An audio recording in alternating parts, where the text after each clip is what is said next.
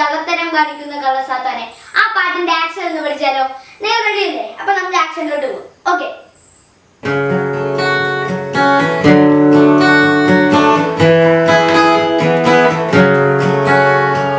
കള്ളത്തരം കാണിക്കുന്ന കള്ളസാത്താനെ, യേശു നിന്നെ തോൽപ്പിച്ചില്ലേ? Shame shame shame. കള്ളത്തരം കാണിക്കുന്ന കള്ളസാത്താനെ, യേശു നിന്നെ തോൽപ്പിച്ചില്ലേ? Shame shame shame. കട്ടീസാണല്ലോ ഞങ്ങൾ വിട്ടീസാവൂല, കട്ടീസാണല്ലോ ഞങ്ങൾ വിട്ടീസാവൂല. യേശുവിന്റെ മുഖം നോക്കി യാത്ര ചെയ്തിടും, യേശുവിന്റെ മുഖം നോക്കി യാത്ര ചെയ്തിടും. കള്ളത്തരം കാണിക്കുന്ന കള്ളസാത്താനെ, യേശു നിന്നെ തോൽപ്പിച്ചില്ലേ? Shame shame shame. കള്ളത്തരം കാണിക്കുന്ന കള്ളസാത്താനെ, യേശു നിന്നെ തോൽപ്പിച്ചില്ലേ? Shame shame shame. അപ്പൊ കൂട്ടുകാരെ, നമുക്ക് ഇതിന്റെ ആക്ഷൻ എങ്ങനെയാണെന്ന് പഠിച്ചാലോ? അപ്പം ആദ്യം കള്ളത്തരം കാണിക്കുന്ന കള്ളസാത്താനെ. അപ്പൊ സാത്താനെ നമ്മൾ എങ്ങനെ കാണിക്കുന്നത് വെച്ചാൽ ഇങ്ങനെയാണ് സാത്താനെ കാണിക്കുന്നത്. കള്ളത്തരം കാണിക്കുന്ന കള്ളസാത്താനെ. ഓക്കെ. അത് കഴിഞ്ഞിട്ട് യേശു നിന്നെ തോൽപ്പിച്ചില്ലേ. നമ്മൾ ഈ അവഞ്ചേഴ്സിലൊക്കെ കാണത്തില്ലേ ഇങ്ങനെ പോകുന്നതൊക്കെ, അപ്പൊ അതാണ് ഉദ്ദേശിക്കുന്നത്. അപ്പം യേശു നിന്നെ, അപ്പൊ നമ്മുടെ മോളോട് നോക്കണേ. യേശു നിന്നെ തോൽപ്പിച്ചില്ലേ? Shame shame shame. നമ്മൾ ഷെയിം ഷെയിം എന്നൊക്കെ പറയത്തില്ലേ, അതുപോലെ ഷെയിം ഷെയിം ഷെയിം. ഇനി നമ്മള് കട്ടീസാണല്ലോ ഞങ്ങൾ മിണ്ടീസാവൂല. കട്ടീസ്. അപ്പൊ നമ്മള് സാത്താനോട് മിണ്ടത്തില്ല, മിണ്ടീസാവത്തുമില്ല. കട്ടീസാണല്ലോ ഞങ്ങൾ മിണ്ടീസാവൂല. യേശുവിന്റെ മുഖം നോക്കി യാത്ര ചെയ്തിടും. ഇത് കഴിഞ്ഞിട്ട് യേശുവിന്റെ മുഖത്തെ നമ്മൾ നോക്കാം. യേശുമാളല്ലേ, അപ്പം യേശുവിന്റെ മുഖം നോക്കി യാത്ര ചെയ്തിടും. അത് കഴിഞ്ഞിട്ട് നമ്മള് അങ്ങനെ ഒരു പ്രാവശ്യം കൂടെ പാടിയിട്ട് പിന്നെ കഴിയുവാണ്. അപ്പൊ നമുക്കിതൊന്ന് ഒരുമിച്ച് ചെയ്താലോ? ഓക്കെ.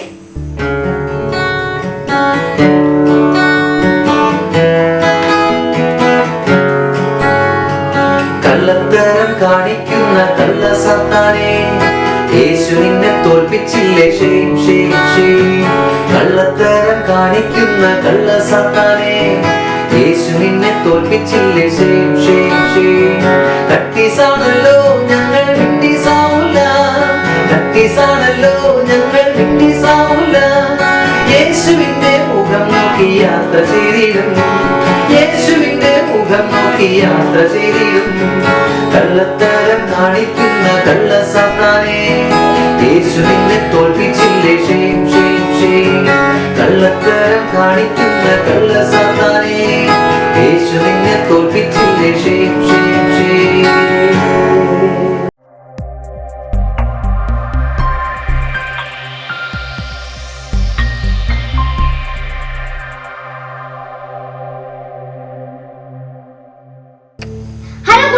ഇന്ന് നമുക്കൊരു വ്യത്യസ്തമായിട്ടുള്ള ഒരു കാര്യത്തെ കുറിച്ച് പഠിക്കാം. അപ്പം the most important organ in our body എന്താ? യെസ്, നിങ്ങൾ ചിലർ പറഞ്ഞത് കറക്റ്റാണ്. ചില ഹാർട്ട് എന്ന് പറഞ്ഞു, ചിലർ ബ്രെയിൻ എന്ന് പറഞ്ഞു, അങ്ങനെയൊക്കെ പറഞ്ഞു. അപ്പം ഇതിന്റെ കറക്റ്റ് ആൻസർ എന്താ? ഹാർട്ട്. അപ്പം ഹാർട്ട് ആണ് നമ്മുടെ ബോഡിയിലെ ഏറ്റവും ഇമ്പോർട്ടന്റ് ആയിട്ടുള്ള ഓർഗൻ. നമ്മുടെ ജീവന്റെ തുടിപ്പ് എന്നറിയപ്പെടുന്നത് ഹാർട്ടാണ്. അപ്പൊ ഹാർട്ടിന്റെ ഷേപ്പ് എങ്ങനെയാ? നമ്മുടെ ഹാർട്ട് അല്ല, എന്നാലും ഹാർട്ടിന്റെ ഷേപ്പ് എങ്ങനെയാ? യെസ്, ഇതാണ് ഒരു ഹാർട്ട്. അപ്പം നമ്മുടെ ഹാർട്ടിന് എത്ര വലിപ്പം ഉണ്ടെന്ന് അറിയണമെങ്കിൽ ഇതാ നമ്മുടെ ഫ്രിസ്റ്റ്, നമ്മുടെ ഈ തമ്പ് നമ്മുടെ കയ്യിലകത്തോട്ട് വെച്ചിട്ട് ഇതാണ് എന്റെ ഹാർട്ടിന്റെ വലിപ്പം. അപ്പൊ നിങ്ങൾ ഇതെല്ലാം ചെയ്ത് നോക്കണം. അപ്പൊ നിങ്ങളുടെ ഹാർട്ടിന് എത്ര വലിപ്പം ഉണ്ടെന്ന് മനസ്സിലാവും. അപ്പം നമ്മുടെ ബോഡിയിലെ എല്ലാ ഓർഗൻസും വർക്ക് ചെയ്യാൻ സഹായിക്കുന്നത് ഹാർട്ടാണ്. ഹാർട്ട് എന്താ ചെയ്യുന്നത്? Heart pumps blood. അപ്പം ഹാർട്ടാണ് ബ്ലഡ് പമ്പ് ചെയ്യുന്നത്. നിങ്ങൾ നോക്കി നോക്കി, നിങ്ങൾ കുഞ്ഞു വാവയായിരുന്നപ്പം, നിങ്ങളുടെ അമ്മയുടെ വയറ്റിലായിരുന്നപ്പം, നിങ്ങൾ കുഞ്ഞു വാവയായിരുന്നപ്പം, നിങ്ങളുടെ അമ്മയുടെ വയറ്റിലായിരുന്നപ്പം 22 ദിവസം കഴിഞ്ഞിട്ടാണ് നിങ്ങൾക്ക് ഹാർട്ട് ഉണ്ടാവുന്നത്. അത് കഴിഞ്ഞിട്ടാണ് ബ്രെയിൻ ഉണ്ടാവുന്നത്. നമ്മുടെ ഹാർട്ട് നമ്മുടെ ബോഡിയിലെ ഏറ്റവും സീനിയർ ഓർഗനാണ്.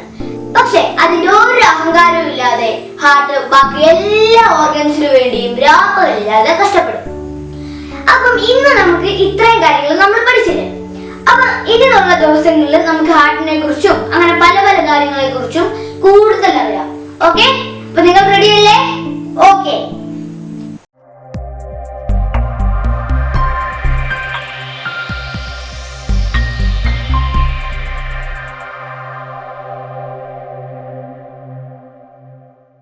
ഹായ് കൂട്ടുകാരെ, കഴിഞ്ഞ കുറേ ദിവസങ്ങളായി നമ്മൾ ഒരുപാട് വാക്യങ്ങൾ പഠിച്ചു അല്ലേ?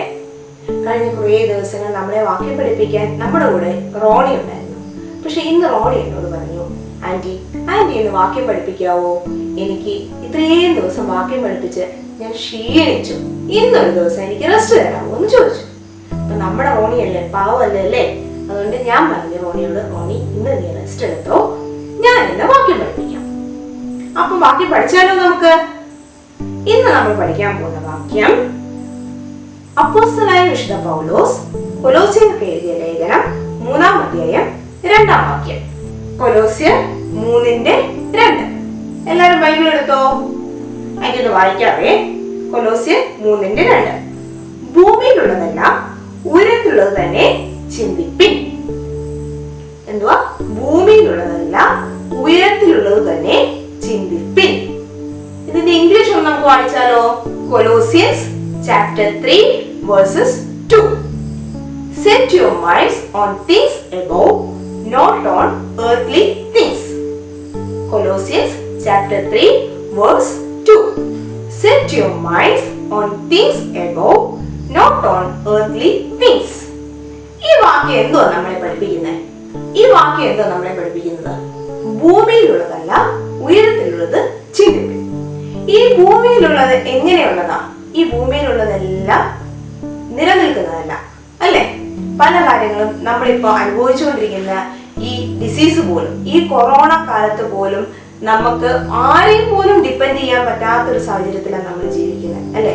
സ്വന്തക്കാരെ ഡിപ്പെൻഡ് ചെയ്യാൻ പറ്റത്തില്ല, ആരും ഡിപ്പെൻഡ് ചെയ്യാൻ പറ്റത്തില്ല. നമുക്ക് ആശ്രയിക്കാൻ അപ്പോഴും ഒരാൾ മാത്രമേ ഉള്ളൂ അല്ലെ? ശാശ്വതമായിട്ട് ഇന്നും നമ്മുടെ കൂടെയുള്ള ഒരേ ഒരാൾ മാത്രമേ ഉള്ളൂ. അതാരാ? ദൈവം അല്ലെ? അതുപോലെയാണ് ഒരു ഫ്ലഡ് വന്നാൽ അല്ലെങ്കിൽ ഒരു രോഗം വന്നാൽ അല്ലെ, നമുക്ക് ഒരു ഇതെല്ലാം നശിച്ചു പോകുന്ന കാര്യങ്ങളാണ്. നമുക്ക് നമ്മുടെ സൗന്ദര്യം നഷ്ടപ്പെടും, നമ്മുടെ ശരീരം നഷ്ടപ്പെടും. ഈ ഭൂമിയിൽ നമ്മൾ ഡിപ്പെൻഡ് ചെയ്ത് ജീവിക്കുന്ന എല്ലാ കാര്യങ്ങളും നമുക്ക് നഷ്ടപ്പെടുന്ന അല്ലെ? നിങ്ങൾക്കറിയാലോ, ഈ ലോകത്ത് നമ്മൾ ആരെയൊക്കെ ഡിപ്പെൻഡ് ചെയ്ത് ജീവിച്ചാലും നമുക്ക് അതെല്ലാം നഷ്ടപ്പെടും. അതാണ് നമ്മളെ ഈ വാക്യം നമ്മളെ പഠിപ്പിക്കുന്നത് അല്ലെ? ഭൂമിയിലുള്ളതല്ല ഉയരത്തിലുള്ളത് ചിന്തിപ്പിൻ. അപ്പൊ നമുക്ക് ഈ വാക്യം ഒന്നുകൂടെ പഠിച്ചാലോ?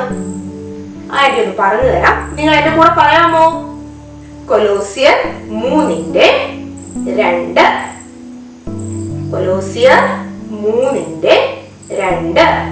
ഭൂമിയിലുള്ളതല്ല ഉയരത്തിലുള്ളത് ചിന്തിപ്പിൻ. ഭൂമിയിലുള്ളതല്ല ഉയരത്തിലുള്ളത് ചിന്തിപ്പിൻ. ഇനി നമുക്ക് ഇംഗ്ലീഷ് ഒന്ന് പറഞ്ഞാലോ? Colossians chapter 3 verse 2.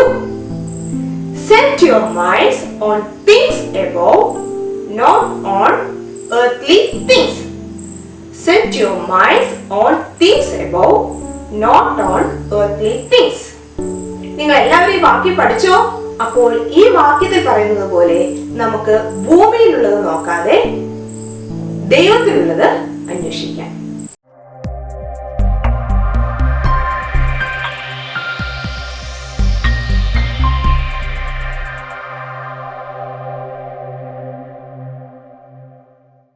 പ്രിയ കൂട്ടുകാരെ, നിങ്ങൾക്ക് എല്ലാവർക്കും സ്നേഹവന്ദനം. ഇന്ന് നമ്മൾ പഠിക്കാൻ പോകുന്നത് യേശു ഉയർത്തെഴുന്നേറ്റതിന് ശേഷം സംഭവിച്ച ചില കാര്യങ്ങളെ കുറിച്ചാണ്. യേശു ജീവിച്ചിരുന്ന കാലത്തിൽ സംഭവിച്ച കാര്യങ്ങളെ കുറിച്ചെല്ലാം നമ്മൾ മനസ്സിലാക്കി. യേശുവിന്റെ മരണവുമായി ബന്ധപ്പെട്ട ചില കാര്യങ്ങൾ നമ്മൾ മനസ്സിലാക്കി. യേശു ഉയർത്തെഴുന്നേറ്റതിനെ കുറിച്ച് നമ്മൾ പഠിച്ചു. ഇന്ന് നമ്മൾ പഠിക്കാൻ പോകുന്നത് ഉയർത്തെഴുന്നേറ്റതിന് ശേഷം സംഭവിച്ച ചില കാര്യങ്ങളെ കുറിച്ചാണ്. നിങ്ങൾ വളരെ ശ്രദ്ധയോടെ കേട്ടിരിക്കുക. യേശു ഉയർത്തെഴുന്നേറ്റതിന് ശേഷം വളരെയധികം സമയങ്ങളിൽ തന്റെ ശിഷ്യന്മാർക്ക് പ്രത്യക്ഷനായി. ഏകദേശം 40 ദിവസങ്ങളോളം 40 days യേശു തന്റെ ശിഷ്യന്മാരുടെ കൂടെ ഉണ്ടായിരുന്നു. അവരോട് സംസാരിച്ചു. അവരോട് കൂടെ യേശു ഭക്ഷണം കഴിച്ചു. യേശു വളരെ സന്തോഷത്തോടെ ശിഷ്യന്മാരോടൊപ്പം വളരെ സന്തോഷത്തോടെ മുമ്പോട്ട് പോവുകയാണ്. അങ്ങനെ ഇരിക്കെ യേശു തന്റെ ശിഷ്യന്മാരോട് പറയുകയാണ്, ഞാൻ നിങ്ങളോട് പറഞ്ഞ കാര്യങ്ങളെല്ലാം നിങ്ങൾ മനസ്സിൽ സംഗ്രഹിക്കുകയും അതിനുവേണ്ടി കാത്തിരിക്കുകയും ചെയ്യണം എന്ന് യേശു തന്റെ ശിഷ്യന്മാരോട് പറഞ്ഞു. അതിനുശേഷം വീണ്ടും യേശു പറഞ്ഞു, ഞാൻ നിങ്ങളെ വിട്ടു പോകും. ഞാൻ പോയാൽ നിങ്ങൾ മനസ്സിലാക്കേണ്ട ഒരു കാര്യമുണ്ട്, നിങ്ങളെ സഹായിക്കാൻ കാര്യസ്ഥനായ ഒരാൾ, എന്റെ ആത്മാവ് നിങ്ങളോട് കൂടെ വരും, നിങ്ങളുടെ അരികിലേക്ക് വരും. അതോടൊപ്പം തന്നെ യേശു പറഞ്ഞു, ഈ കാര്യസ്ഥൻ നിങ്ങളിലേക്ക് വരുമ്പോൾ നിങ്ങൾക്ക് ഭയങ്കര ശക്തി ലഭിക്കും. ഭയങ്കര ശക്തി എന്ന് പറഞ്ഞാൽ ഈ നമ്മുടെ ലോകപ്രകാരമുള്ള ശക്തിയല്ല. ഇപ്പം ഒരു വലിയ സാധനം എടുത്ത് പൊക്കുക, ആ ശക്തിയെ കുറിച്ചല്ല. നിങ്ങൾക്ക് ദൈവികമായ ഒരു ശക്തി ലഭിക്കും. ആ ദൈവികമായ ശക്തി നിങ്ങൾക്ക് ലഭിക്കുമ്പോൾ നിങ്ങൾ ചെയ്യേണ്ട കാര്യം എന്താണ്? ജെറൂസലേമിലും യഹൂദയിലും, അല്ലെ, ഇവിടെ അത് പറയുന്നുണ്ട്, ഇവിടെ പറയുകയാണ്, യെരൂശലേമിലും യഹൂദയിലും എല്ലായിടത്തും ശമര്യയിലും ഭൂമിയുടെ അറ്റത്തോളം നിങ്ങൾ എന്റെ സാക്ഷികളായി തീരും. അപ്പൊ ഇവിടെ പറയുന്ന പരിശുദ്ധാത്മാവിന്റെ ശക്തി എന്ന് പറയുന്നത് യേശുവിന്റെ സാക്ഷികളാകാനുള്ള ഒരു ശക്തിയാണ്. യേശുവിന്റെ സാക്ഷിയാകാനുള്ള ശക്തി. എന്തുവാ ശക്തി? ഫോർ എക്സാമ്പിൾ, നിങ്ങൾ സ്കൂളിലേക്ക് പോവുകയാണ്. നിങ്ങൾ സ്കൂളിൽ ചെന്ന് കഴിയുമ്പോ ഒരു ദൈവ പൈതലാണ് ഞാനെന്നുള്ള ഓർമ്മയിൽ ഇനി നമുക്ക് കൂട്ടുകാരുടെ കൂടെ വേണ്ടാത്ത പരിപാടിക്ക് പോകാൻ പറ്റത്തില്ല. കാരണം എന്തോ, നമ്മൾ യേശുവിന്റെ കുഞ്ഞാണ്. കൂട്ടുകാർ തല്ലും വഴക്കും അടിയും കൂടുന്ന പോലെ നമുക്ക് അവരോട് കൂടെ വഴക്ക് കൂടാൻ പോകാൻ പറ്റില്ല. കാരണം എന്താണ്? I M A child of God. ഞാനൊരു ദൈവ പൈതലാണ്. അതുകൊണ്ട് എനിക്ക് വഴക്ക് കൂടാൻ പോകാൻ പറ്റില്ല, ബാഡ് വേർഡ്സ് വിളിക്കാൻ പറ്റില്ല. കാരണം I M A child of God. അപ്പൊ അങ്ങനെ വരുമ്പോൾ നിങ്ങൾ സ്കൂളിലേക്ക് ചെല്ലുന്നു. സ്കൂളിൽ എത്തുമ്പോ നിങ്ങൾ ഒരു ഡിഫറന്റ് ആയിട്ട് നിൽക്കുമ്പോൾ ബാക്കിയുള്ള ഫ്രണ്ട്സിനൊന്നും ഈ കാര്യം അറിയത്തില്ല. നിങ്ങളൊരു ദൈവപൈതലാണെന്നോ, നിങ്ങൾ യേശുവപ്പച്ചന് വേണ്ടി ഹൃദയം കൊടുത്ത് യേശുവപ്പച്ചന് വേണ്ടി ജീവിക്കാൻ തീരുമാനമെടുത്ത കുട്ടിയാണെന്നോ കൂട്ടുകാർക്ക് ആർക്കും അറിയത്തില്ല. അപ്പൊ കൂട്ടുകാര് തിങ്ക് ചെയ്യുന്ന എന്തോ ആയിരിക്കും, എടാ ഇവൻ എന്തോ മാറ്റം, ഓ ഒരു പരിശുദ്ധം വന്നേക്കും എന്നൊക്കെ പറഞ്ഞ് ചിലപ്പോ കൂട്ടുകാർ നമ്മളെ കളിയാക്കും. അപ്പൊ കൂട്ടുകാര് കളിയാക്കുമ്പോൾ കൂട്ടുകാരെ പേടിച്ച് നമ്മൾ എന്തോ ചെയ്യും? അവരുടെ കൂടെ കൂടാൻ തുടങ്ങും. മനസ്സിലായോ? അവിടെയാണ് ദൈവത്തിന്റെ ശക്തി വർക്ക് ചെയ്യുന്നത്. പരിശുദ്ധാത്മാവ് നിങ്ങളുടെ മേൽ വരുമ്പോൾ നിങ്ങൾക്ക് ശക്തി ലഭിക്കും. ശക്തി ലഭിച്ചിട്ട് നിങ്ങൾ ജെറുസലേമിലും യഹൂദയിലും എല്ലായിടത്തും എന്റെ സാക്ഷികളാകുമെന്ന് പറയുമ്പോൾ ഞാൻ ഇങ്ങനെ പറയാൻ ആഗ്രഹിക്കുകയാണ്, ദൈവത്തിന്റെ പരിശുദ്ധാത്മാവിന്റെ ശക്തി നിങ്ങൾക്ക് ലഭിച്ചാൽ നിങ്ങൾ സ്കൂളിലും വീട്ടിലും കളിക്കുന്നയിടത്തും യാത്രയിലെല്ലാം നിങ്ങൾ യേശുവിന്റെ സാക്ഷികളായി തീരും. കൂട്ടുകാരുടെ കൂടെ വേണ്ടാത്ത പരിപാടിക്ക് പോകാതിരിക്കാനുള്ള ശക്തി യേശു തരും, ദൈവം തരും. ബാഡ് വേർഡ്സ് വിളിക്കാതിരിക്കാനുള്ള ശക്തി, പരിശുദ്ധാത്മാവിന്റെ ശക്തി ദൈവം തരും, അല്ലേ? പിന്നെ നമുക്കറിയില്ലാത്ത ആൻസേഴ്സ് കോപ്പി അടിക്കാതിരിക്കാനുള്ള ശക്തി ദൈവം തരും, പരിശുദ്ധാത്മാവിന്റെ ശക്തി.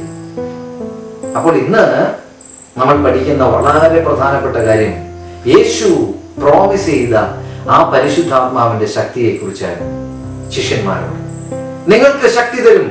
പരിശുദ്ധാത്മാവ് നിങ്ങളുടെ മേൽ വരുമ്പോൾ നിങ്ങൾ ശക്തി ലഭിച്ചിട്ട് എന്റെ സാക്ഷികളാവും. എന്നെ കുറിച്ച് അനേകരോട് പറയും, പ്രസംഗിക്കും, സാക്ഷികളാകും. പ്രസംഗം മാത്രമല്ല, ജീവിതത്തിലൂടെ അത് പ്രാവർത്തികമാക്കുന്ന അനുഭവത്തിലേക്ക് വരും നിങ്ങൾ. യേശു പറഞ്ഞു. ശിഷ്യന്മാർക്ക് അന്നേരം മനസ്സിലായൊന്നുമില്ല. അവർ കേട്ടിരുന്നു, ആ ശരി ഓക്കെ എന്നൊക്കെ പറഞ്ഞവര് സംഭവം കേട്ടിരുന്നു. സമയം മുമ്പോട്ട് പോയിക്കൊണ്ടിരുന്നു. അങ്ങനെ അവര് ഒലിവ് മലയിൽ ചെന്നിരുന്നാണ് സംഭവിക്കുന്നത്. കൊച്ചു മൗണ്ടനാണ്. അവിടെ ചെന്നിരുന്നാ സംസാരിക്കുന്നത്. അപ്പോ ആ മലയുടെ മുകളിൽ കയറി ഇരുന്നാ സംസാരിച്ചുകൊണ്ടിരിക്കുന്നത്. അവിടെ സംസാരിച്ചുകൊണ്ടിരിക്കുമ്പോൾ സംഭവിച്ച കാര്യം എന്താണെന്നറിയാമോ? ഇതൊക്കെ പറഞ്ഞിട്ട് ശിഷ്യന്മാർ നോക്കുമ്പോൾ യേശു ഇതാ മെല്ലെ ഇങ്ങനെ പൊങ്ങി പൊങ്ങി പൊങ്ങി പൊങ്ങി മുകളിലേക്ക് പോകുന്നു. ശിഷ്യന്മാർക്ക് ആകെ ഒന്നും മനസ്സിലായില്ല. നോക്കുമ്പോഴാ ദാ യേശു ഇങ്ങനെ പൊങ്ങി പൊങ്ങി പൊങ്ങി പോകുന്നു. ശിഷ്യന്മാർ ആകപ്പാടെ വണ്ടടിച്ചു പോയി. കാര്യം അവർ അങ്ങോട്ടും ഇങ്ങോട്ടും നോക്കാൻ തുടങ്ങി. കാര്യം യേശു ഇതാ പൊങ്ങുകയാണ്. നോക്കുമ്പോ യേശു പറഞ്ഞു, ഞാൻ പോവുകയാണ്. അല്ലേ? പെട്ടെന്ന് യേശു പറഞ്ഞ കാര്യമൊക്കെ ഇവര് ഓർത്തു. ഞാൻ നിങ്ങൾക്ക് സ്ഥലം ഒരുക്കാൻ പോവുകയാണ്, പോയതിനു ശേഷം ഞാൻ വീണ്ടും വരും, പിന്നെയും വന്ന് നിങ്ങളെ എന്റെ അടുക്കൽ ചേർത്തുകൊള്ളും എന്നൊക്കെ പറഞ്ഞ കാര്യങ്ങളൊക്കെ അവരവിടെ നിന്ന് ഓർക്കാൻ തുടങ്ങി. ഇതാ ഈ സംഭവം നൊടിയിടയിൽ മെല്ലെ യേശു ഇങ്ങനെ പൊങ്ങി പൊങ്ങി മുകളിലേക്ക് പോയി.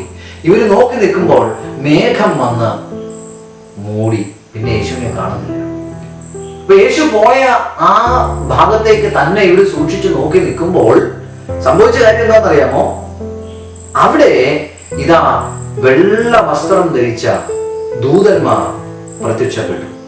ആ ദൂതന്മാര് താഴേക്ക് മെല്ലെ വന്നിട്ട് ഈ മുകളിലേക്ക് നോക്കി നിൽക്കുന്ന ഈ ശിഷ്യന്മാരുടെ കൂട്ടത്തെ കണ്ടിട്ട് ഈ ദൂതന്മാർ പറഞ്ഞു, അല്ലയോ ഗലീല പുരുഷന്മാരെ, നിങ്ങൾ ആകാശത്തിലേക്ക് നോക്കി നിൽക്കുന്നത് എന്ത്? നിങ്ങളെ വിട്ട് സ്വർഗാരോഹണം ചെയ്ത യേശുവിനെ നിങ്ങൾ സ്വർഗത്തിലേക്ക് പോകുന്നവനായി കണ്ടതുപോലെ തന്നെ അവൻ വീണ്ടും വരും നിങ്ങളെ ചേർക്കുവാൻ. ഇത് പറഞ്ഞിട്ട് ദൂതന്മാർ അപ്രത്യക്ഷരായി. ശിഷ്യന്മാർക്ക് അപ്പോഴാണ് യേശു പറഞ്ഞ പല കാര്യങ്ങളും അവർ തിരിച്ചറിയുന്നത്.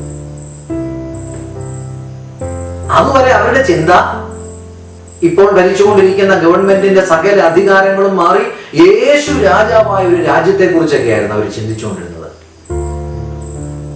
പക്ഷേ ഇപ്പോഴാണ് അവർ തിരിച്ചറിയുന്നത്, യേശുവിന്റെ രാജ്യം അത് ഈ ഭൂമിയിലുള്ള ഐഹികമായിട്ടുള്ള രാജ്യമല്ല, അത് അതിലും ശ്രേഷ്ഠമായ ഒരു രാജ്യമാണ് എന്നവർ തിരിച്ചറിയുക. അവർ മെല്ലെ മെല്ലെ ഓർത്തെടുക്കാൻ തുടങ്ങി യേശു പറഞ്ഞ കാര്യങ്ങൾ. ഞാൻ നിങ്ങളെ വിട്ടു പോകും, പോയതിനു ശേഷം ഞാൻ നിങ്ങൾക്ക് വേണ്ടി സ്ഥലം ഒരുക്കിയതിനു ശേഷം ഞാൻ വീണ്ടും വരും, ഞാൻ ഇരിക്കുന്നിടത്ത് നിങ്ങളും ഇരിക്കേണ്ടതിന് പിന്നെയും വന്ന് ഞാൻ നിങ്ങളെ ചേർക്കും. ഇപ്പോൾ നിങ്ങൾക്ക് വരാൻ കഴിയുകയില്ല, പിന്നീട് നിങ്ങൾക്ക് എന്നെ അനുഗമിക്കാൻ കഴിയും. ഞാൻ തന്നെയാണ് വഴി, ഞാൻ തന്നെയാണ് സത്യം, ഞാൻ തന്നെയാണ് ജീവൻ. എന്നിലൂടെ അല്ലാതെ ആരും പിതാവിന്റെ അരികിൽ എത്തുന്നില്ല. ഈ കാര്യങ്ങളെല്ലാം അവർ ഓർത്തെടുക്കാൻ തുടങ്ങി. പ്രിയ കൂട്ടുകാരെ, അവർ കാത്തിരിക്കാൻ ആരംഭിച്ചു. യേശു പറഞ്ഞ ആ കാര്യസ്ഥനായി, ആ ആത്മാവിനായി അവർ കാത്തിരിക്കാൻ തുടങ്ങി. പ്രിയ കൂട്ടുകാരെ, യേശു കർത്താവ് എന്നെ കുറിച്ചും നിങ്ങളെ കുറിച്ചും ആഗ്രഹിക്കുന്ന വളരെ ശ്രേഷ്ഠമായിട്ടുള്ള ഒരു കാര്യമുണ്ട്. എന്താണെന്നറിയാം? പരിശുദ്ധാത്മാവ് നിങ്ങളുടെ മേൽ വന്നാൽ നിങ്ങളായിരിക്കുന്ന ഇടത്തെല്ലാം കർത്താവിന്റെ സാക്ഷികളായി മാറും. യേശുവിന്റെ പൈതങ്ങളായി മാറുന്ന സാക്ഷ്യമുള്ള ഒരു ജീവിതം നമുക്ക് ദൈവം തരും. പക്ഷെ നിർഭാഗ്യം എന്ന് പറയട്ടെ, നമുക്ക് ആ ഒരു അനുഭവത്തിലേക്ക് എത്തിപ്പെടാൻ കഴിയുന്നില്ല എന്നുള്ളതാണ് സങ്കടകരം. ഒന്ന് ഓർത്ത് നോക്കിയേ, പള്ളിയിൽ വരുമ്പോ നമ്മളെല്ലാം വളരെ മിടുക്കരാണ്. സൺഡേ സ്കൂളിൽ ചെന്നിരിക്കുമ്പോൾ നമ്മളെല്ലാം ഭയങ്കര മിടുക്കരാണ്. പക്ഷേ സ്കൂളിലേക്ക് വരണം, അല്ലെങ്കിൽ വീട്ടിലേക്ക് വരണം, നമ്മുടെ തനി സ്വഭാവം, ശരിയായ നമ്മുടെ സ്വഭാവം അറിയണമെങ്കിൽ നമ്മുടെ വീട്ടിലേക്കോ അല്ലെങ്കിൽ സ്കൂളിലേക്കോ ഒക്കെ വരണം. പരിശുദ്ധാത്മാവിന്റെ ശക്തി എന്ന് പറയുന്നത് അത് നമുക്ക് ബലം തരുന്ന ശക്തിയാണ്, അരുതാത്തത് ചെയ്യാതിരിക്കാനുള്ള ശക്തി. വചനം നമ്മൾ വായിക്കുമ്പോൾ നമുക്ക് മനസ്സിലാക്കാൻ കഴിയുന്ന ഒരു കാര്യമുണ്ട്. ദൈവത്തിന്റെ പരിശുദ്ധാത്മാവ് എന്ന് പറയുന്നത് പാപത്തെക്കുറിച്ചും നീതിയെക്കുറിച്ചും നമുക്ക് ബോധം വരുത്തുന്നവനാണ്. എന്താണ് ശരി എന്ന് തിരിച്ചറിയാനുള്ള കഴിവ് തരുന്ന ശക്തിയാണ് പരിശുദ്ധാത്മാവിന്റെ ശക്തി. ഒന്ന് ആലോചിച്ച് നോക്കിയാൽ, നമ്മൾ എന്ത് ചെയ്താലും ചില കാര്യങ്ങൾ നമ്മൾ ചെയ്യുമ്പോൾ നമുക്കറിയാം അത് തെറ്റാണെന്ന്. ദൈവത്തിന്റെ ആത്മാവ് നമ്മോട് പറയും, മോനെ വേണ്ട, അത് ശരിയല്ല, അത് ചെയ്യണ്ട. പക്ഷെ നമ്മൾ എന്തുകൊണ്ടാണ് ചെയ്യുന്നത്? നമ്മൾ മിടുക്കനാകാൻ വേണ്ടി മറ്റുള്ള ആൾക്കാർ കൂട്ടുകാർ നോക്കി നിൽക്കുമ്പോൾ കൂട്ടുകാരുടെ മുമ്പിൽ ഹീറോ ആകാൻ വേണ്ടി ചിലപ്പം നമ്മളത് ചെയ്യും. നമ്മൾ പരിശുദ്ധാത്മാവിന്റെ നിയന്ത്രണത്തിലായിരിക്കാൻ ആഗ്രഹിക്കുന്നുണ്ടെങ്കിൽ ചില കാര്യങ്ങളോട് നോ പറയാൻ കഴിയണം. മുമ്പ് നമ്മൾ പഠിച്ചിട്ടുണ്ട് അല്ലേ? പാപത്തോട് നോ എന്ന് പറയാൻ കഴിയണം. കൂട്ടുകാരൊക്കെ വല്ലതും നോക്കുമോ എന്ന് പറയും, എടാ നീ ചെയ്തോ, നമ്മൾ കൂടെ ഉണ്ട്. കൂട്ടുകാരുടെ മുമ്പിൽ ഹീറോ ആകാൻ വേണ്ടി ഒരു പക്ഷേ വേണ്ടാത്ത പരിപാടിക്ക് പോകുമ്പോൾ ഓർക്കണം, പരിശുദ്ധാത്മാവിന്റെ ശക്തി നമ്മുടെ ഉള്ളിലുണ്ടെങ്കിൽ നമുക്ക് വേറിട്ട് നിൽക്കാനായിട്ട് കഴിയണം. അതുകൊണ്ടാണ് ബൈബിൾ കൃത്യമായിട്ട് പറയുന്നത്, ഈ പരിശുദ്ധാത്മാവിന്റെ ശക്തി നിങ്ങളുടെ മേൽ വരുമ്പോൾ നിങ്ങൾക്ക് ശക്തി ഉണ്ടാവും. ശരിയും തെറ്റും തിരിച്ചറിയാനുള്ള ശക്തി, മാറി നിൽക്കാനുള്ള ശക്തി, സാക്ഷ്യമുള്ള ജീവിതം നയിക്കാനുള്ള ശക്തി.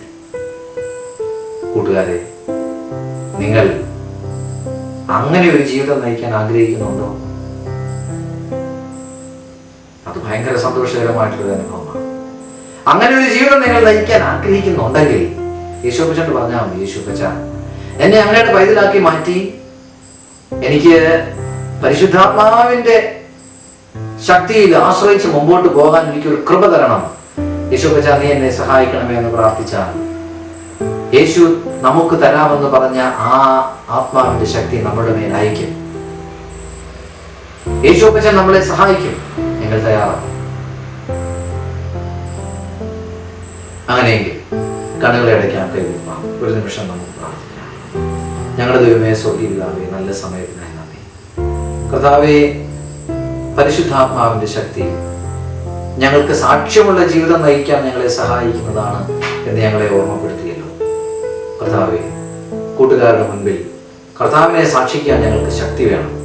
കൂട്ടുകാരുടെ മുൻപിൽ കൂട്ടുകാരുടെ കൂടെ വേണ്ടാത്ത പരിപാടിക്ക് പോകാതിരിക്കാനുള്ള ശക്തി ഞങ്ങൾക്ക് വേണം. കർത്താവെ, പാപജീവിതത്തിലേക്ക് പോകാതെ വിശുദ്ധിയോടെ ജീവിക്കാനുള്ള ശക്തി ഞങ്ങൾക്ക് വേണം. അത് പരിശുദ്ധാത്മാവിന്റെ ശക്തിയാണ്. ഞങ്ങൾ തിരിച്ചറിയും. ആ ശക്തിയിൽ ഞങ്ങളെ നടത്തണമേ. ആ ബലം ഞങ്ങൾക്ക് തരണമേ. അങ്ങനെ ഞങ്ങളെ മിടുക്കരാക്കി തീർക്കണമേ. പ്രാർത്ഥന കേട്ടതിനായി നന്ദി, യേശുവിൻ നാമത്തിൽ തന്നെ. പ്രിയ കൂട്ടുകാരെ, നിങ്ങൾ പ്രാർത്ഥിച്ചു കഴിഞ്ഞു. തീർച്ചയായിട്ടും നിങ്ങളുടെ പ്രാർത്ഥന നിങ്ങളുടെ ഹൃദയത്തിന്റെ ഉള്ളിൽ നിന്നാണെങ്കിൽ ആ പരിശുദ്ധാത്മാവിന്റെ ശക്തി നിങ്ങൾക്ക് ലഭിക്കും. കാരണം എന്താണെന്നറിയാം, യേശു പറഞ്ഞു, നിങ്ങൾ കാത്തിരിക്കണം. നിങ്ങൾ ആഗ്രഹിച്ചാൽ ഈ ദൈവത്തിന്റെ ശക്തി, എന്റെ ആത്മാവിന്റെ ശക്തി നിങ്ങളുടെ മേൽ വരും എന്ന് യേശു കൃത്യമായിട്ട് പറഞ്ഞു. അതുകൊണ്ട് ആ ദൈവാത്മാവിനാൽ നിയന്ത്രിക്കപ്പെടുവാൻ ആഗ്രഹിക്കുക, പ്രാർത്ഥിക്കുക. തീർച്ചയായിട്ടും ദൈവം നിങ്ങളെ സഹായിക്കും.